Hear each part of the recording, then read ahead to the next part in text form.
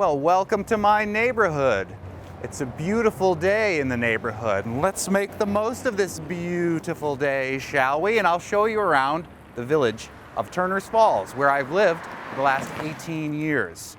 It is a great town, and I love living here, and I love being on Avenue A. I'm also really involved in this beautiful theater that we're standing in front of right now, the Shea Theater, which is owned by the town of Montague and run by a nonprofit board of which I'm the president, and directed by Linda Tardif, who I'll introduce you to when we go inside the theater. Let me introduce you to our managing director, Linda Tardif. Hello, Linda. Hey, Monty. Can you call me Mr. President? I will not. Okay. Today. Can you tell us the brief history of the Shea?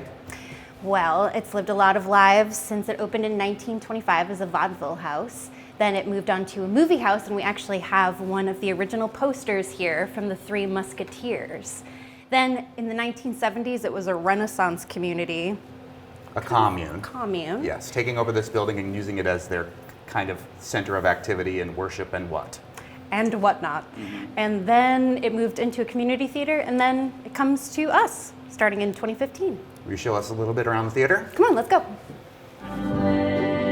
All right, Linda, what are we checking out here? Well, tonight is a really cool night because we have Grammy-nominated all-female folk group Della Mae in the house tonight. What else is coming up? All kinds of stuff. We have Amy Helm coming in April. We have a local all-day music festival called Mud Season, the Adam Ezra Group. There's so much coming up. But it's not just music. There's also theater and other things as well. There's free movie nights. I mean, I am part of the theater, so I know what's going on in it. That's kind of part of the overall vision of what we do, but we couldn't do it without you, Linda Tardif. Thanks, Monty. But we sure will try. No, I'm just kidding. I love her. Coming up, I will take you to the store that has created the last 2 years worth of the strange outfits I've worn on this thing called the March for the Food Bank that you might have heard of. And it's all made out of amazing repurposed fabric, some of it from Broadway.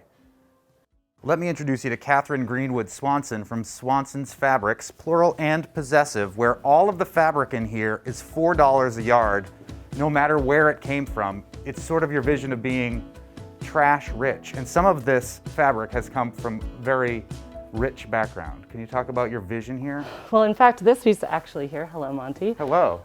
Is a piece that came from a Broadway costume designer who had too much fabric and needed a place for it to go that was not the landfill. So it came here. Another cool thing on this block is Buckingham Rabbit's Vintage, which is 2 doors over, where if, maybe you aren't so adroit at making your own clothing yet, you can go over there and get other fantastic stuff. So this is sort of a block on Avenue A that's focusing on reclaiming fabric and clothing. This town is an incredible place for an enduring goods market, is what I call it. So a market where we are selling things that have already existed and are not being made new. I think it's the most sustainable way you can possibly shop. One of the things that's beautiful about the town is that the river runs right down behind us. And one of the great resources in town is a small museum dedicated to celebrating the culture of the environment of the river. I feel so Mr. Rogers-y going around my neighborhood, but I want to introduce you to my friend who is the Visitor Services Supervisor here at the Great Falls Discovery Center, a free museum on Avenue A in Great Falls, or Turners Falls. What are some of the things that we learn about here? Well, you learn everything from the border of Canada and New Hampshire to Long Island Sound, all the different habitats. So everything from the salt marsh, where you might see a muskrat in our dioramas, to the floodplain forest, where you might see the raccoons and the eagles. Each habitat tells a story of animals that are unique to that habitat. And the other thing that's really cool is you have a place where you can actually see all of the phases of the river, from industrialization to its habitat, all in the back of the building here. Yes. Let's go check it out. Okay. What's great about this canal is there's a 3.5 mile bike path that connects from Unity Park all the way to the East Deerfield Rail Yard. It's a great walk. And also, it helps remind us of the legacy of industrialization here too. You can see old mill buildings. Some are still standing, some are long gone, some are falling apart.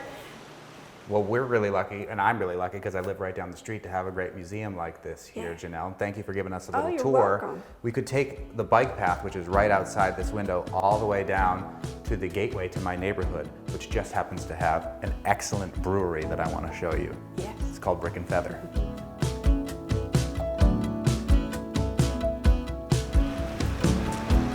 I've been showing you all around my neighborhood. You're literally at the entranceway to my neighborhood, the Patch here in Turner's. And I do feel like Mr. Rogers, although I don't ever remember Mr. Rogers visiting a brewery.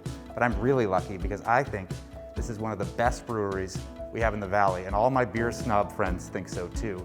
It's Brick and Feather Brewery with Lawrence George, who is the owner and the brewer.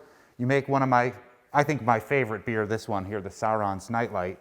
Is there a beer that you feel like you're famous for? Like certain breweries they're famous for their IPA or what have you? We got on the map early for one of our IPAs in absentia, which you've had Love it. a bunch of times. That was, back in 2016 when people would show up and wait in line to buy growlers, and that was the thing that happened here for a while. And obviously, now we put our beer in cans, and now there's a lot more breweries, so you don't have to go wait in line anymore. But that's still our #1 selling beer. My gateway beer was this lager, and it's still my favorite beer. And if people aren't into hops, that's one that they're going to go for. It's called Kitten with a Whip. You also have some of the coolest named beers. Thank you, Monty. Like I said, Sauron's Nightlight, a little homage to Lord of the Rings, and the most delicious dark beer, porter or stout? It's a porter. Porter that I've had. So I just live right around the corner, so it's really easy for me to come get it. But it's one of the most amazing things about living here, right off Avenue A in Great Falls.